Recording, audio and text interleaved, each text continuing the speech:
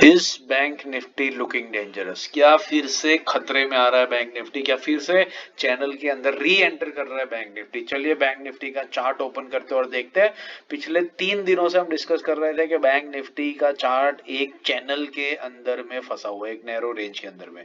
ये रेंज से लेकर के यहाँ तक में बैंक निफ्टी फंसा हुआ था और हमने डिस्कस भी किया था कि जब तक इस चैनल के बाहर बैंक निफ्टी नहीं जाता है तब तक उसके अंदर में कोई भी बड़ा मूवमेंट हमें एक्सपेक्ट नहीं करना चाहिए। और आज के दिन में सुबह के 1 घंटे के अंदर में बैंक निफ्टी ऊपर गया चैनल के बाहर और फिर उसके बाद धड़ाम करके नीचे आकर के सेटल हो गया। आप देख सकते हैं किस तरीके से पूरे दिन में सेकेंड हाफ में ये बैंक निफ्टी का चार्ट नीचे फॉल हुआ है। यही चीज मैं आपको डेली टाइम फ्रेम पर दिखाऊंगा तो आपको और बेहतर समझ में आएगी। ये डेली टाइम फ्रेम के चार्ट के ऊपर आप देखिए तो आपको दिखेगा कि किस तरीके की बड़ी रेड कैंडल बनी है और बैंक निफ्टी वापस से उस चैनल के अंदर में आ गया जिस चैनल के अंदर में ये कई टाइम से फंसा हुआ था, कई टाइम से ट्रेड कर रहा था। तो वापस ये इसी तरीके से आ रहा है जैसे यहां पर किया था, जैसे यहां पर हुआ था। अब एग्जैक्टली वही पैटर्न यहां पर ये दोहराने की कोशिश कर रहा है। 2 दिन ग्रीन कैंडल बनी बट ग्रीन कैंडल छोटी थी, काफी बड़ी विक्स थी दोनों तरफ। रेड कैंडल जिस तरीके से बन रही है बड़ी बड़ी रिजेक्शन विक के साथ में नीचे की तरफ बहुत तेजी से आ रहा है। तो अगर इसी तरीके से चलता रहा तो bank Nifty might struggle and enter again into this channel. तो देखते हैं कि बैंक निफ्टी कल परसों के दिन में क्या करता है और उसके हिसाब से उसकी आगे की जो डायरेक्शन है वो तय की जाएगी। हालांकि अभी भी नोटिस करने वाली बात यह है कि निफ्टी, बैंक निफ्टी अभी भी इतनी रेंज के अंदर में तो फंसा ही हुआ है। ये चैनल के टॉप एंड के ऊपर ही बैठा हुआ है, ये एकदम से चैनल के अंदर नहीं घुस चुका है।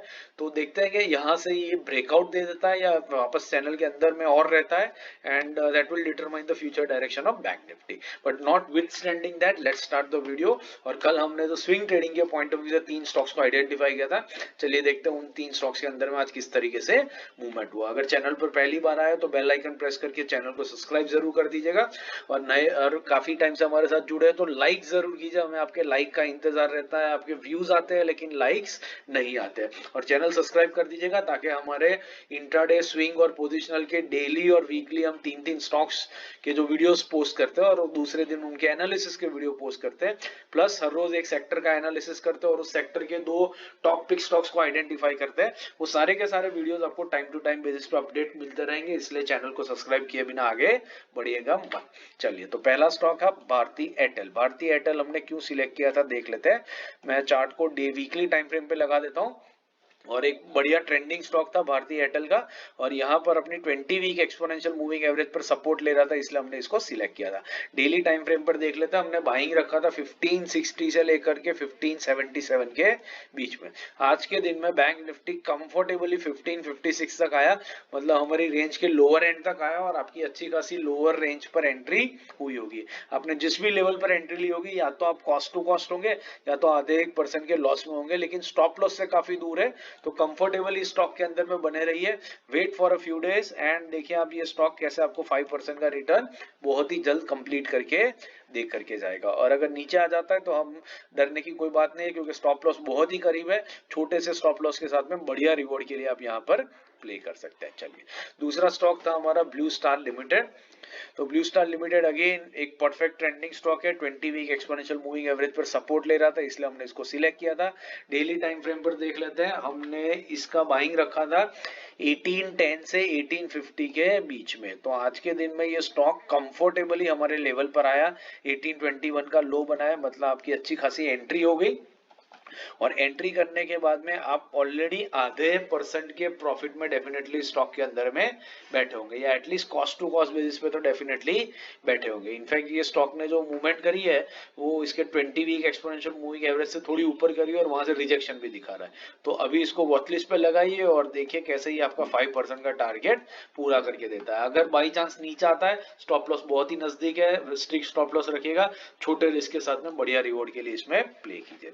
तीसरा तीसरा और आखिरी स्टॉक था brigade enterprise. Brigade enterprise again बहुत बढ़िया ट्रेंडिंग स्टॉक है, बहुत टाइम के बाद अपने 50 वीक एक्सपोनेंशियल मूविंग एवरेज से सपोर्ट लेकर के ऊपर गया था और 20 वीक एक्सपोनेंशियल मूविंग एवरेज पे रिट्रेस कर रहा था।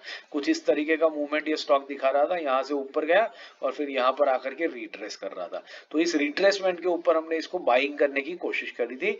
डेली टाइम फ्रेम पर देख लेते हैं, हमने इसका बाइंग रखा था ब्रिगेड एंटरप्राइजेस का 1210 से लेकर के 1220 की रेंज में। तो देखिए ये स्टॉक ने कितना लो लगाया, इसने लो लगाया 1221.50 का। तो ये हमारी बाइंग रेंज से ₹1.5 ऊपर आया और फिर वहां से निकल गया। तो हमने थोड़ी सी एंट्री भी डीपर रखी थी क्योंकि कल स्टॉक काफी नीचे भी आ चुका था, तो वी आर एक्सपेक्टिंग के डीपर एंट्री, लेकिन वो स्टॉक उतना डीप आया नहीं और जिस लेवल पर था उसी लेवल से इसने ऊपर की तरफ मूव करना शुरू कर दिया। तो आपकी एंट्री इसमें नहीं हुई, लेकिन हमारा स्टॉक एनालिसिस सही था और उसी डायरेक्शन में स्टॉक डेफिनेटली मूव किया है। आशा करता हूँ ये एनालिसिस आपको समझ में आ रहा है और पसंद आ रहा है। पसंद आ रहा है तो वीडियो को लाइक जरूर कर दीजिएगा। बाकी इंट्राडे स्विंग पोजिशनल के और सेक्टोरल इंडेक्स के वीडियोस मैंने स्क्रीन पे रख दिए, उनको देखिए, सीखते रहिए, मार्केट से पैसा कमाते रहिए। Thank you and have a great trading day tomorrow.